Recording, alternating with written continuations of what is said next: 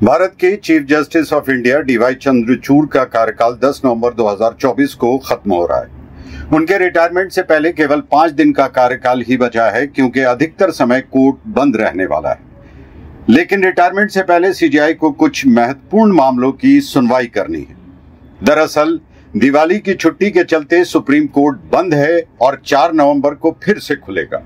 4 से 8 नवंबर तक सीजेआई की बेंच सुनवाई करेगी। इसके बाद सुप्रीम कोर्ट 9 और 10 नवंबर को बंद रहेगा, जिससे चंद्रचूड़ के आखिरी 5 कार्य दिवस 4 से 8 नवंबर तक ही रहेंगे। ये है लंबित मामले। मदरसा एक्ट मामला 22 अक्टूबर को सुप्रीम कोर्ट ने उत्तर प्रदेश मदरसा शिक्षा बोर्ड अधिनियम 2004 को असंवैधानिक घोषित करने के इलाहाबाद हाई कोर्ट के फैसले को चुनौती देने वाली याचिका पर सुनवाई की थी। सभी पक्षों के दलील सुनने के बाद फैसला सुरक्षित रखा गया था। इस मामले में सीजेआई चंद्रचूड़ ने सुनवाई करते हुए कहा था कि धर्मनिरपेक्षता का अर्थ होना चाहिए जियो और जीने दो।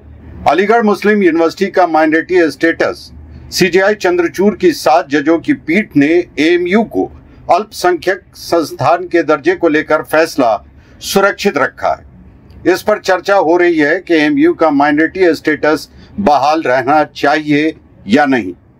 1968 में इस पर फैसला आया था, जिसमें एएमयू का अल्पसंख्यक दर्जा हटा दिया गया था। संपत्ति का पुनः वितरण चीफ जस्टिस की 9 जजों की पीठ संविधान के अनुच्छेद 39B की वैधता की जांच कर रही है, जो संपत्ति के पुनः वितरण से संबंधित है। ये मामला कांग्रेस द्वारा शुरू की गई राजनीतिक चर्चा के बाद अदालत में पहुंचा और इस पर कोर्ट फैसला सुनाने वाली है।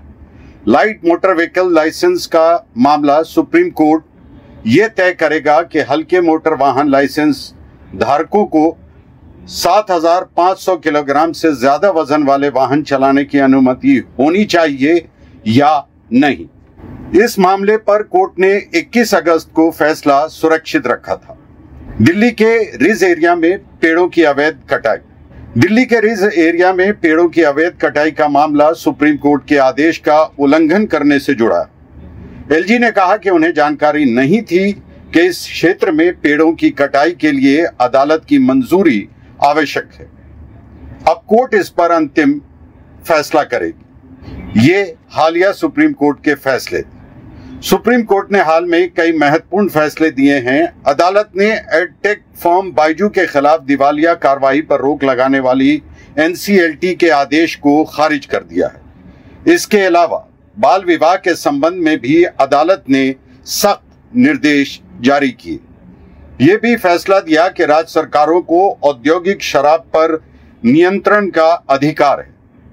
बता दें कि सीजेआई डीवाई चंद्रचूड़ का कार्यकाल इन अहम फैसलों के साथ समाप्त होने जा रहा है, जो देश की न्यायिक प्रणाली पर गहरा प्रभाव छोड़ेंगे। अशरफ करीम, ब्यूरो रिपोर्ट, RTV न्यूज़।